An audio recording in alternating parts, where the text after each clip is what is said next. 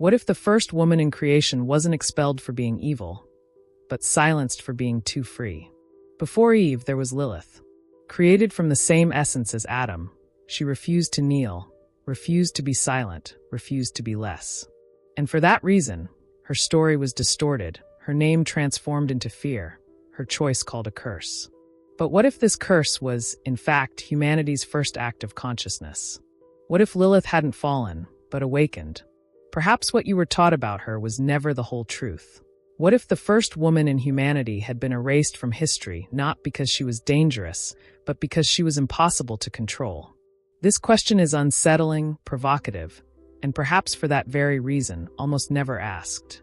When we think about the beginning of everything, the name that automatically comes to mind is Eve.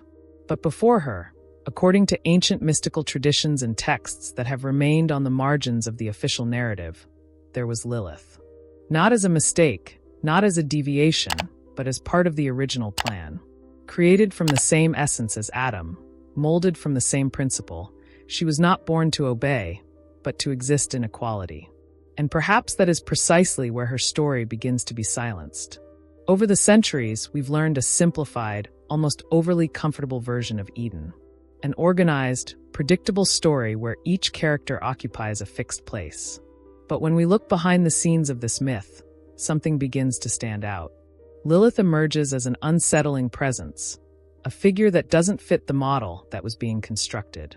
She doesn't accept the hierarchy, doesn't recognize Adam's superiority, and refuses to occupy a position of submission. Does this sound familiar? How many times, even today, are similar stories retold under different names? What you are about to discover may surprise you, because Lilith was not created afterward, nor as a failed experiment. In many traditions linked to biblical mythology and Gnosticism, she is presented as the first woman, preceding the fall, preceding guilt, preceding the narrative of sin. Her existence points to an uncomfortable truth. In the beginning, there was equality. There was no domination, no forced obedience. There was choice. And it was precisely this choice that changed everything. Over time, Lilith's story has been distorted. What began as autonomy came to be called rebellion. What was consciousness became a threat. Her refusal to submit was reinterpreted as disobedience to the divine, when in fact, it may have been fidelity to her own essence. Have you ever stopped to think about how many truths are shaped by the perspective of those who write history? And how many voices had to be silenced to maintain order? While Eve represents adaptation to the system that was forming, Lilith represents that which could not be fitted in. That is why she disappears from the main text and reappears in the margins, in whispers, in symbols, in writings considered too dangerous to be taught openly. And perhaps that is why, upon hearing her name, something stirs within you. A strange feeling of recognition, as if this story touches something deep, ancient, almost forgotten. Stay with me this far, because this is not just a retelling of an ancient myth. It's a reflection on mentality, power, and erasure. Lilith wasn't forgotten by chance. Her disappearance serves a symbolic function, to show what happens when freedom comes before permission, when equality precedes hierarchy, when someone chooses not to bow down, even knowing the price. And the more we observe this narrative attentively, the clearer it becomes that Lilith was not a flaw in creation. She was a choice that did not serve the system that was being born. A presence that revealed a different possibility of world, of relationship, and of consciousness. Now, as this story begins to unfold in greater depth, it is worthwhile to look beyond the surface and allow ourselves to question what has always been presented as absolute, because it is precisely at this point that the true meaning of Lilith begins to emerge. And perhaps that's precisely why this story resonates so intensely when we allow ourselves to listen without filters. Lilith doesn't just talk about the past. She touches on something alive, present, almost intimate. On some level, we've all felt the weight of imposed expectations, of paths defined by others, of choices that seemed right only because they were accepted. And when you recognize this within yourself, the narrative ceases to be merely mythological and transforms into a mirror. Have you ever experienced this? Have you ever felt the need to silence a part of yourself to fit in somewhere? If this topic resonates with you, leave a comment below sharing what has touched you the most so far. It doesn't have to be elaborate. Sometimes a phrase, a feeling, or even a question says a lot. The comments here aren't just numbers. They create a space for exchange, where different perspectives meet and enrich this journey. When you share your perception, you help this story continue to live, gaining new layers and new meanings. If at any point during this video you felt a shiver, a sense of unease, or that feeling of there's something here I'd never thought of before, consider liking the video. This simple gesture shows that this type of content matters, that there is interest in deeper, more symbolic narratives that go beyond the obvious. This is what allows these reflections to reach more people who are also seeking answers beyond the surface. Subscribing to the channel is, above all, a sign that you want to continue exploring these themes with me. Forgotten stories, hidden symbols, echoes of Eden that still speak to us today.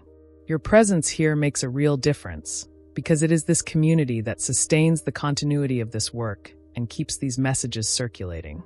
And as we delve deeper into this narrative, it's worth staying tuned, because what comes next begins to reveal how Lilith's choice resonated far beyond Eden, shaping meanings that have spanned centuries and still influence how we perceive freedom, power, and knowledge. And it is precisely at this point that the story ceases to be merely symbolic and begins to touch on something profoundly human. The conflict in the garden does not arise from an impulsive act or a purposeless rebellion, but from a conscious decision. Lilith does not refuse out of caprice. She questions because she perceives something that, for her, no longer made sense. The demand for obedience was not accompanied by dialogue, recognition, or equality. And when this happens, whether in an ancient myth or in real life, the clash is inevitable. The Garden of Eden, at that moment, ceases to be an idyllic setting and reveals itself as a perfectly organized but rigid system where everything had its defined place, and where leaving that place represented a threat to the established order. Lilith understands that accepting submission would mean denying her own essence. She was created from the same origin, the same dust, the same spark. There was no hierarchy in the beginning, only coexistence. And that's where the conflict gains emotional force, because it's not just a disagreement between two characters, but the birth of a tension that spans centuries. The tension between autonomy and control, between consciousness and blind obedience, between remaining safe within a system or risking the unknown to be true to oneself. How many times throughout the human journey has this same choice been repeated with other names, other faces, other contexts? When Lilith says no, the impact is immediate, not only on her relationship with Adam, but on the very state of the garden. Eden, which represented balance and predictability, didn't know how to handle the disruption. Systems rarely do. Order, when unquestioned, seems perfect, but it only takes someone to see beyond the rules for everything to begin to tremble. This is a hidden truth that appears not only in myths, but behind the scenes of history, spirituality, and even personal relationships. Questioning has never been comfortable, because it demands responsibility for one's own decisions. And Lilith bears that weight. It's important to understand that, at this point in the narrative, there are no clear villains. It's not about demonizing Adam or glorifying Lilith in a simplistic way. What exists is a clash of mentalities. On one side, the maintenance of a structure that functioned as long as no one confronted it. On the other, the awakening of a consciousness that no longer accepted living without a voice. The garden, then, comes to symbolize more than a physical place. It becomes an internal state of conformity, where everything seems harmonious as long as no profound truth comes to light. And perhaps that's why this story still provokes so much discomfort, because it forces us to look at our own choices. In how many moments of life do we follow paths simply because they were expected? In how many do we silence an inner truth to preserve a false peace? Lilith represents the moment when this peace is broken. Not out of hatred, but out of coherence. The refusal to submit is, at the same time, an act of courage and of loss. In affirming her identity, she knows that something will be left behind. Every transformation carries this cost. Now I want to delve even deeper into this subject, because this conflict doesn't end with Lilith's no. It echoes. The decision to leave the established order inaugurates a journey that has no guarantees, only learning. Outside the garden, there is no protection of the system, but neither is there the limitation imposed by it. This transition marks a point of no return, similar to what happens when someone awakens to a new mentality. Once you see it, you can no longer pretend you didn't. Once you choose your own voice, the imposed silence becomes unbearable. The impact of this choice transcends myth and reaches the psychological, spiritual, and symbolic realms.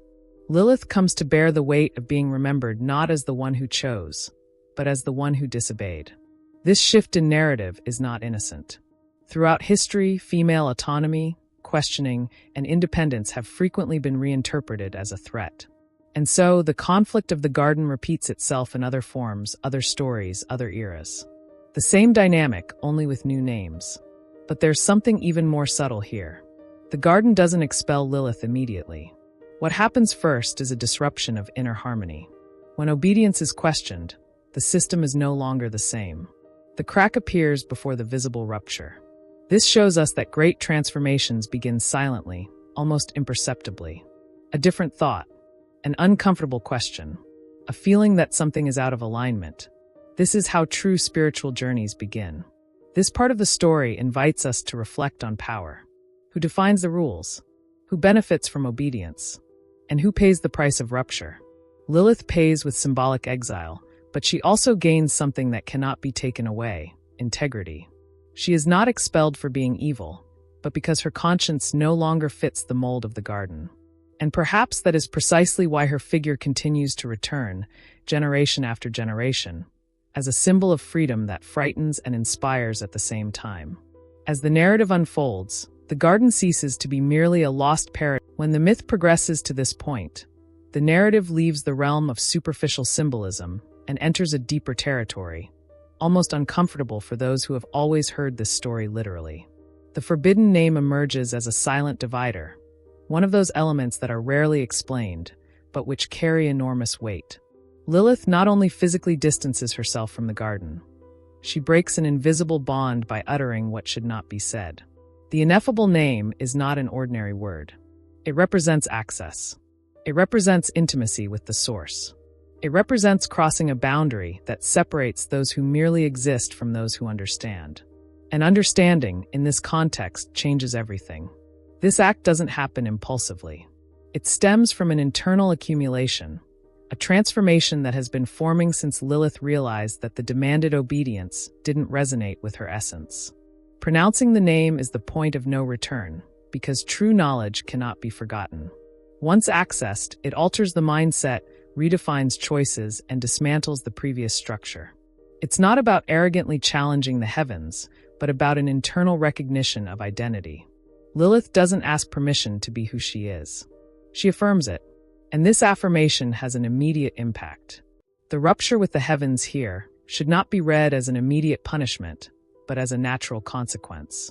Systems based on hierarchy do not know how to deal with autonomous consciousness. When someone learns the language of power, even if symbolic, the relationship changes. The ineffable name functions as a key because it is not external. It is not given by any authority. It is recognized. It is remembered. And this leads us to a hidden truth that runs through various mystical traditions. The most dangerous knowledge has never been that which destroys, but that which liberates before the right time. At this point, the Gnostic narrative gains strength. Lilith's error is not moral. It is temporal, knowing too much too soon, awakening before being fully integrated into the system. This type of knowledge cannot be managed by rigid structures because it questions the very foundation of order. Therefore, the true sin ceases to be disobedience and becomes lucidity. From the moment Lilith pronounces the name, she ceases to be merely a creature. She becomes consciousness in motion, and consciousness does not submit easily. It's interesting to observe how this story resonates in other layers of human experience. How many times does access to a truth completely change the way someone sees the world? How many times does an inner revelation create a rupture with old ties, beliefs, or expectations? The impact can be liberating and lonely at the same time. Lilith is not forcibly expelled. She leaves because she no longer fits. The garden, with all its promises of order and security, becomes too small for someone who has already touched something greater. Now I want to delve even deeper into this subject, because the ineffable name doesn't just symbolize intellectual knowledge. It represents inner alignment. When someone pronounces this name, even symbolically, they are saying, "I know who I am." And this dismantles any narrative that relies on ignorance to sustain itself.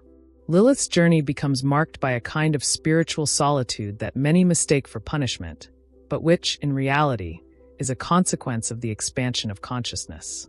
There's no going back after this point. This break with the established heavens also reveals something about the very concept of divinity presented in the traditional narrative. A system that does not support consciousness may not be prepared for the fullness of the human being. And this reflection does not diminish the divine, it shifts the perspective. The conflict is not between humanity and God, but between control and freedom, between external order and inner truth. Lilith chooses truth, even knowing that this would place her outside the official narrative. The idea that the real sin was knowing too much too soon has persisted for centuries because it touches on a collective fear. The fear that knowledge will liberate before the structure is ready to handle it. That's why stories like this have been softened, fragmented, or distorted over time. Not because they were false, but because they were dangerous. They planted questions where previously only ready-made answers existed. And questions have a silent, yet lasting impact. Lilith's departure from Eden marks the first conscious break between creature and established divine order, but it also inaugurates a new journey. Outside the garden, there is no automatic protection, but there is autonomy. There are no clear rules, but there is possibility. This movement reflects a truth that repeats itself in human experience. Every real transformation requires going through a period of uncertainty. Every profound change exacts an emotional and spiritual price. Lilith pays this price, and that is precisely why her figure continues to be reinterpreted as a threat or as liberation, depending on who tells the story. This excerpt from the narrative invites us to look at our own internal limitations. What happens when you access a truth you can no longer ignore? When a revelation changes your perception of yourself and the world around you. The rupture may not be visible, but it happens. Relationships change. Internal structures reorganize. The journey follows less comfortable, yet more authentic paths. And as this awareness deepens, new layers of the myth begin to reveal themselves, pointing to even more intense consequences of this initial act of knowing. If this reflection resonated with you, write a comment with a phrase like, "I'm on this journey too," or "This truth touched me." This helps to see how many people are feeling this same calling as the story continues to unfold. When the narrative reaches the point of the so-called curse, something curious happens. The story changes tone, as if someone had taken control of the way it's told. Up to this point, we have followed choices, awareness, rupture, and knowledge. Suddenly, the need arises to label, to transform a trajectory of autonomy into a threat. The curse attributed to Lilith does not appear as a simple divine punishment, but as a strategic reinterpretation of her power. It is as if the myth were rewritten so that freedom ceases to seem like liberation and begins to sound like danger. Ancient texts do this all the time. When a force cannot be controlled, it is named chaos. When a decision deviates from the hierarchy, it is described as destructive rebellion. Lilith's independence, which was previously consciousness and identity, is now narrated as something that needs to be contained. The curse, then, functions less as supernatural punishment and more as symbolic narrative. A warning, a framing, an attempt to reorganize the meaning of the story so that no one else wants to follow that path. This transformation of Lilith's image reveals important behind-the-scenes aspects of the myth's construction. The figure who chose to leave, who pronounced the name, who crossed the rupture, now needs to be reinterpreted so as not to inspire. And that's where the demonization arises. Not because she has become something different, but because her existence outside of control challenges the established order. When the system cannot control a force, it transforms it into a negative example. The curse becomes the instrument of this symbolic operation. What's interesting is to see how this pattern repeats itself throughout human history. How many times has a conscious, autonomous woman, firm in her decisions, been labeled as dangerous, unstable, or threatening? How many narratives have been shaped to transform power into sin and freedom into deviance? Lilith's story is not isolated in time. It echoes through centuries of attempts at control, where female strength needed to be softened, domesticated, or symbolically eliminated so that the order would not be questioned. Now, I want to delve even deeper into this subject because the idea of a curse carries a strong, almost automatic emotional charge. Upon hearing this word, many immediately assume guilt, error, condemnation. But what if the curse wasn't an imposed punishment, but rather a defensive response from the system? An attempt to protect a fragile structure in the face of something that couldn't be controlled? This interpretation changes everything. It shifts the focus from punishment to the fear that motivated the creation of that punishment. Lilith doesn't lose power with the curse. On the contrary, she becomes even more symbolic. By being labeled a threat, her impact grows. The demonized figure takes on larger, more intense contours, more difficult to erase. The myth tries to diminish, but ends up amplifying. The narrative tries to frighten, but ends up revealing. And it is in this contradiction that a hidden truth emerges. The curse does not diminish Lilith. It reveals how much her existence bothered people. This point in the script also invites us to observe how stories shape mindsets. When a narrative is repeated enough, it becomes social truth. Demonization ceases to be questioned and becomes accepted. Female power, when not contained, becomes something to be feared. And so, the myth ceases to be just an ancient tale and begins to function as a cultural tool. A way of teaching from an early age which behaviors are acceptable and which need to be symbolically punished. But there is something that cannot be easily erased: the essence of the journey. Even under the layer of the curse, Lilith remains the one who chose. The one who did not bow down. The one who crossed the line of what was permitted. The attempt to transform her into a demon does not erase the fact that her story begins with awareness and ends with autonomy. The punishment, in this sense, seems more a mirror of collective fear than a just sentence. Looking closely at this part of the myth, it becomes clear that we are facing a narrative dispute. On one side, the order that needs to remain intact. On the other, a force that refuses to be diminished. The curse arises precisely at this point of tension. It is the language of control attempting to impose itself over the language of freedom. And that is why, even today, this story still provokes discomfort. It touches on old wounds, on patterns that continue to operate behind the scenes of society. This reinterpretation doesn't seek to simplistically invert heroes and villains, but to broaden perspectives. To understand that often what was called punishment may have been a reaction to the impact of a transformation that no one was ready to handle. Lilith carries the weight of this projection. And in recognizing this, something opens up. The possibility of seeing other stories, other figures, and even other personal experiences in a new light. When we realize that demonization may simply be an attempt at containment, we begin to question how many curses we still repeat without realizing it. How many narratives do we accept without investigating their origin? How many times do we confuse strength with threat and autonomy with error? This reflection does not end when the narrative shifts from the curse to what came after. Something essential begins to reveal itself. Outside of Eden, far from the structure that attempted to confine her, Lilith doesn't disappear. She transforms. The shadow that was once used to frighten begins to function as a space of power. And it is here that the story changes frequency. What was called punishment begins to look much more like a necessary displacement, almost as if leaving the controlled light were the only way to access a deeper truth. The image of Lilith as a guardian is born precisely at this point. Not a guardian in the traditional moral or religious sense, but as an archetype. She comes to represent freedom that asks no permission, conscious sexuality that does not submit to fear, and hidden knowledge that does not fit into rigid structures.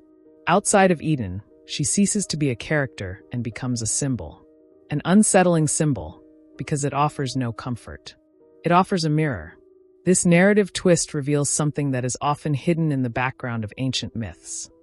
The shadow was not always seen as evil. In many traditions, it was understood as that which has not yet been tamed, that which escapes the rules, but carries vital energy. Lilith occupies exactly this space. The shadow she represents is not destruction. It is brute force, unfiltered consciousness, autonomy without easy translation. And perhaps that is why she was so feared. Now, I want to delve even deeper into this point, because when we talk about conscious sexuality in a symbolic context, we're not just talking about physical desire. We're talking about creative energy, about connecting with one's own body, about choices made from one's own truth, and not from the fear of punishment. Lilith, in this sense, becomes the guardian of this energy because she was the first to not accept it as something that needed to be controlled externally. She chose to feel, know, and decide for herself. This choice changes everything. From that point on, the narrative ceases to be about obedience and becomes about personal responsibility. Outside of Eden, there are no clear rules, no symbolic protection, no ready-made system dictating what is permitted. There is only one's own conscience and the consequences of the decisions made. It is in this territory that Lilith finds strength. The blessing lies not in being accepted, but in upholding who one is, even when it means walking alone. Lilith's transformation into a guardian also points to something greater. Hidden knowledge is not given, it is conquered. It doesn't come packaged as a reward, but as a result of traversing the shadow without denying who one is. Therefore, she becomes associated with forbidden knowledge, with truths that cannot be easily institutionalized. The problem has never been knowledge itself, but the impact it has on those who are not prepared to question their own certainties. When we look at it from this angle, the blessing hidden within the curse begins to become clear. Lilith didn't lose a place in Eden. She gained an inner territory. She ceases to inhabit a controlled garden and begins to inhabit her own journey. This is neither comfortable, nor simple, nor safe. But it is authentic. And it is precisely this authenticity that transforms her into a timeless archetype, traversing centuries as a symbol of the woman who chooses herself, even when it comes at a cost. This reading also prompts us to reflect on mindset and choices. How often does society label as shadow that which it simply cannot control? How often is autonomy confused with selfishness and consciousness with threat? Lilith exposes this mechanism without needing to confront it directly. Her mere existence outside the system is enough to reveal its weaknesses. In assuming the role of guardian, she protects not a physical place, but an inner state. Freedom not as the absence of limits, but as the presence of consciousness. Sexuality not as empty transgression, but as an integrated expression of being. Knowledge not as a weapon of power, but as a tool for transformation. Everything that was denied within Eden finds space to breathe outside of it. This inversion of the narrative has a silent but profound impact. It shifts the central question of the story. Instead of what did Lilith do wrong, we begin to ask, why did it have to be called a mistake? And when this question arises, it is not confined to myth. It spills over into real life, into personal decisions, into choices that are often repressed not because they are bad, but because they challenge old expectations. In this context, the shadow ceases to be something to be fought and becomes something to be integrated. Lilith doesn't defeat the system by confronting it directly. She simply no longer participates in it. And this is perhaps the most radical gesture of all. By choosing to exist outside the dominant narrative, she creates space for new readings, new journeys, and new ways of understanding power itself. This transition from curse to guardian doesn't end the story, it expands it. Because when someone becomes a symbol, their reverberations continue to act even when the name is forgotten. Lilith remains a silent presence in every choice that prioritizes inner truth over external acceptance. And this presence prepares the ground for even deeper layers of this narrative, where the consequences of this archetype begin to manifest in unexpected ways. As this image of Lilith as a guardian spreads through time, something curious happens. She ceases to belong solely to myth and begins to permeate cultures, texts, and very real human experiences. The hidden feminine she represents is not confined to the past. It resurfaces whenever someone begins to question structures that stifle their own essence. And that is precisely why, centuries later, the name Lilith continues to provoke discomfort and, at the same time, silent recognition. When we observe mystical traditions more closely, especially those that operate outside major institutional centers, we perceive clear echoes of this same energy. In Gnosticism, for example, there is the idea that the divine spark resides within the human being and that the true spiritual path does not involve blind obedience, but the awakening of consciousness. Lilith fits perfectly into this vision. She does not wait for external authorization to access knowledge. She seeks, experiments, makes mistakes, chooses, and accepts the consequences. This completely changes the spiritual mindset. Now, I want to delve even deeper into this point, because this connection is not merely symbolic.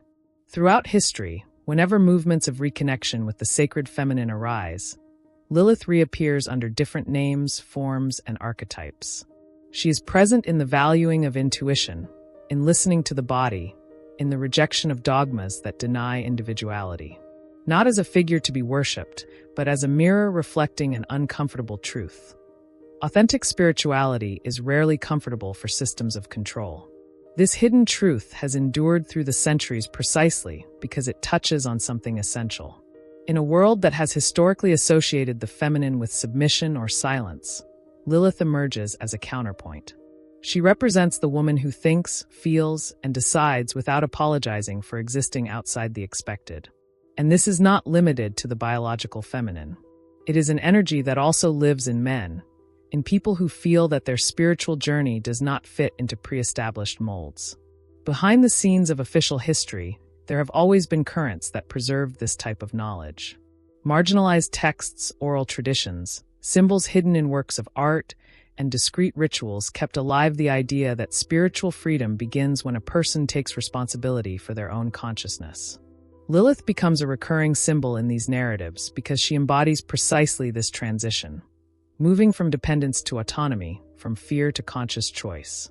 This movement gains even more strength in modernity, when many people begin to distance themselves from traditional religious institutions, not because they reject the sacred, but because they seek it in a more direct way. Contemporary spirituality, with all its contradictions, carries much of this heritage.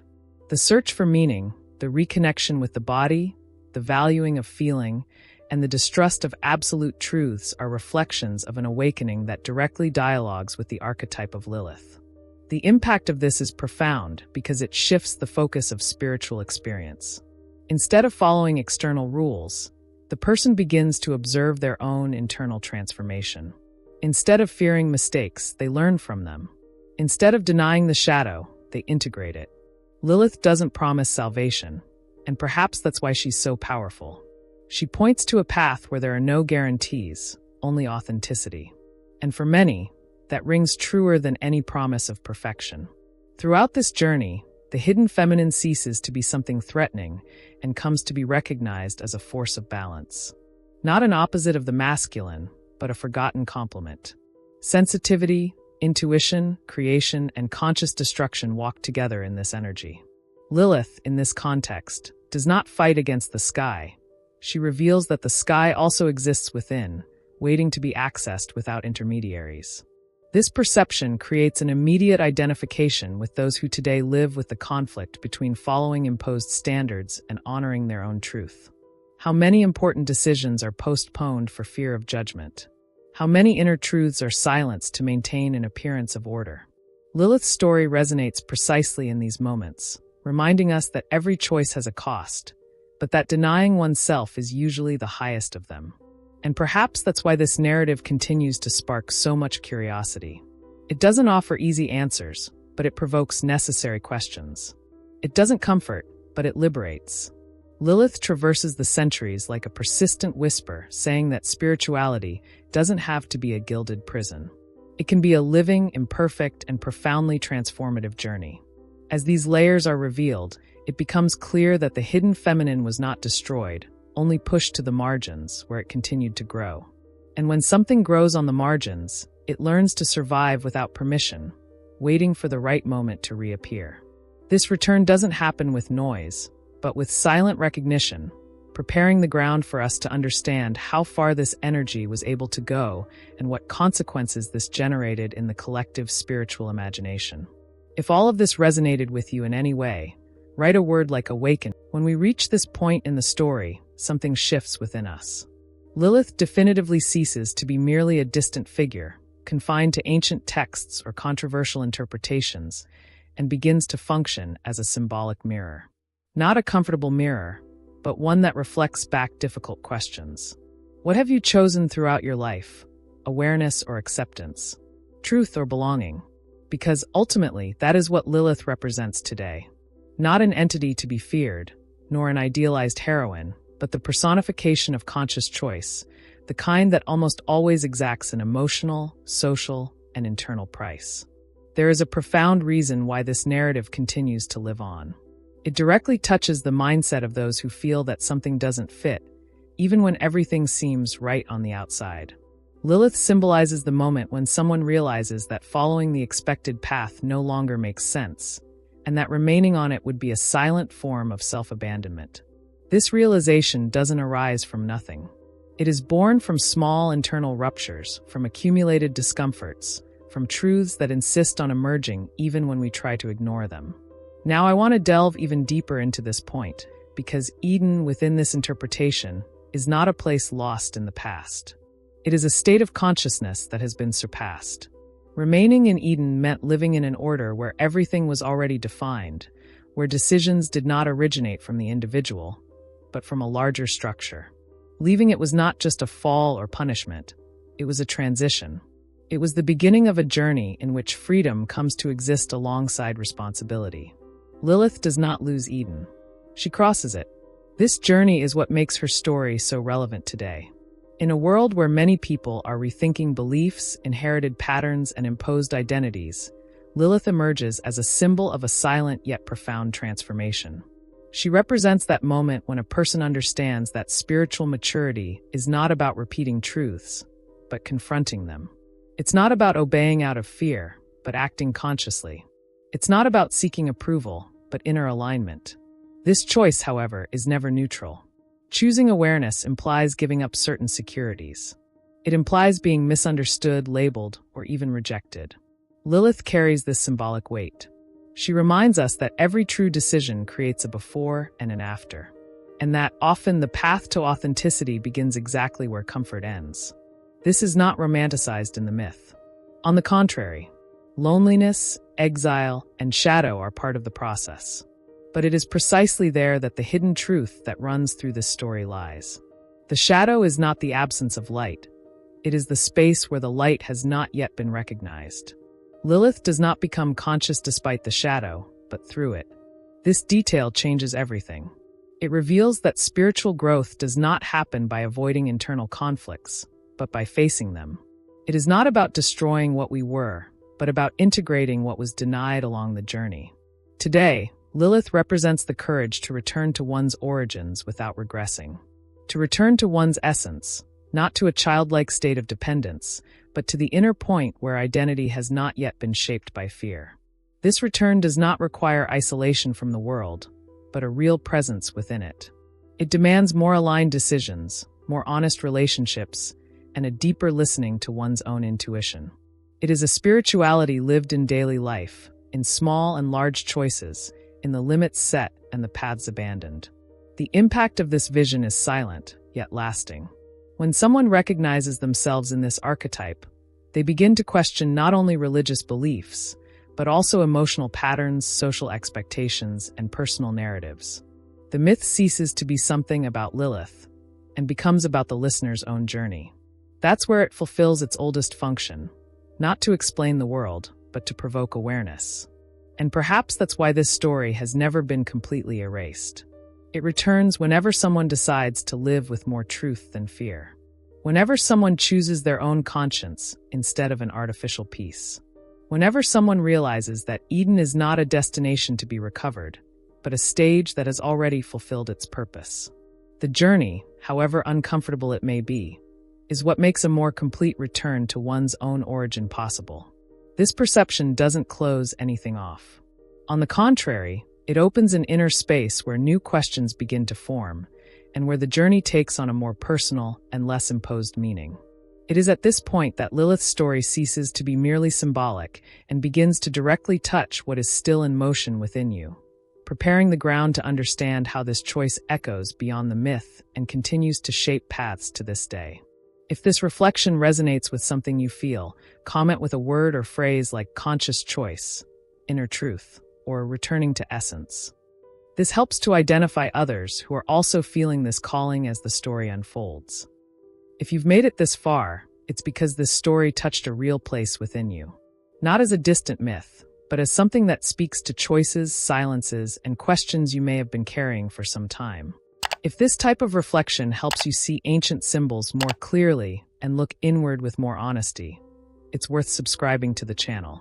That way, you can continue to follow content that doesn't offer ready-made answers, but opens space for awareness, depth, and new interpretations of what has always been right before our eyes. If you feel like it, leave a comment saying this message was for me, or I'm with you until the end. I really do read them, and this creates an exchange that keeps this journey alive. And if at any point in the video you felt that silent connection, that inner click, a like is a simple way to signal that and help this content reach other people who are also seeking meaning, not just information. And before you leave, there's a video here that complements everything we've discussed today. It delves deeper into another forgotten symbol from this same story. Click there and continue watching.